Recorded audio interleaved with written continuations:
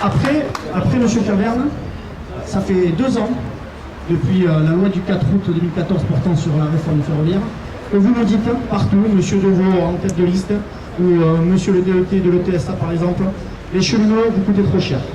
Les cheminots, vous n'êtes pas assez productifs. Il faudrait que vous travailliez à minima 10 jours de plus, c'est-à-dire l'aménagement du temps de travail 35 heures.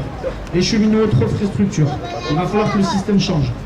En attendant, vous avez investi massivement à l'étranger, aux États-Unis, au Japon, en Afrique, de partout. Des investissements catastrophiques où on a fait des pertes records en millions d'euros. Et maintenant, vous nous expliquez, tout va bien. Tout va très très bien même. On va mieux presque, comme M. Hollande.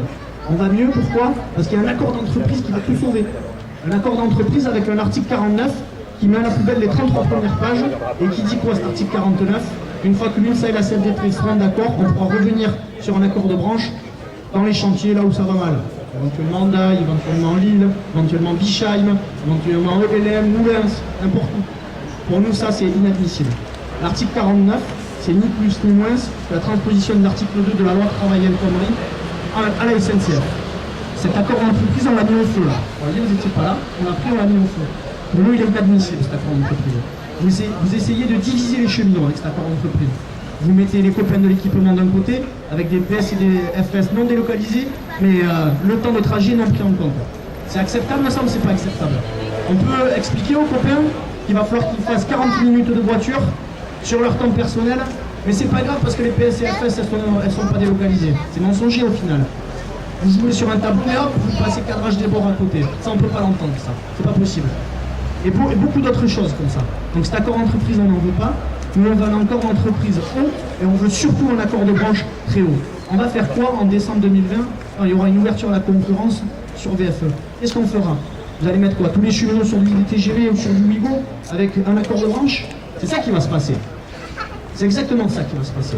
Et vous allez dire, ah, la petite ligne PER en 2023, mettons Arcachon-Bordeaux. Il faut que vous fassiez un effort, là. Il y a Veolia qui arrive. Il faut que vous fassiez un effort, là. Il y a la Deutsche Bahn qui arrive. On va être mangé, là. Faites un effort, on n'est pas productif. Donc c'est maintenant que ça se joue. On ne pourra pas remettre ça sur le couvert dans 3 ans. En 3 ans, peut-être que M. Pépi sera parti, parce qu'il y a sa liste de démission qui est sur la table. Il est là, on ne sait pas trop. Il s'est senti un peu violé par M. Galis. C'est pas clair. Donc maintenant, on a envie de vous entendre. Oui, bonjour à tous.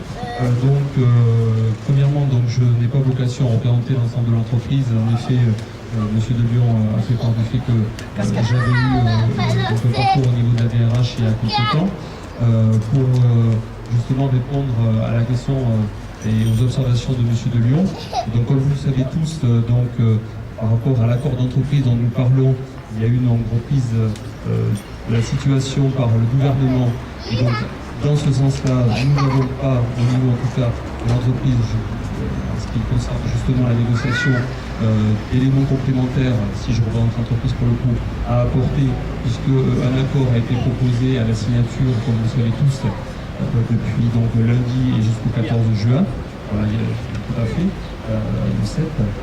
Et donc, par rapport à cela, au niveau du contenu du RH77, avec certains amendements, et vous parlez de l'article 49, qui donc doit se traiter de toute façon avec les instances représentatives du personnel, et qui sont indiquées comme telles avec une commission paritaire de validation, sont des éléments, si vous voulez, qui ont été mis et proposés donc, au niveau de l'ensemble de l'organisation syndicale et sur lesquels les organisations syndicales doivent se positionner.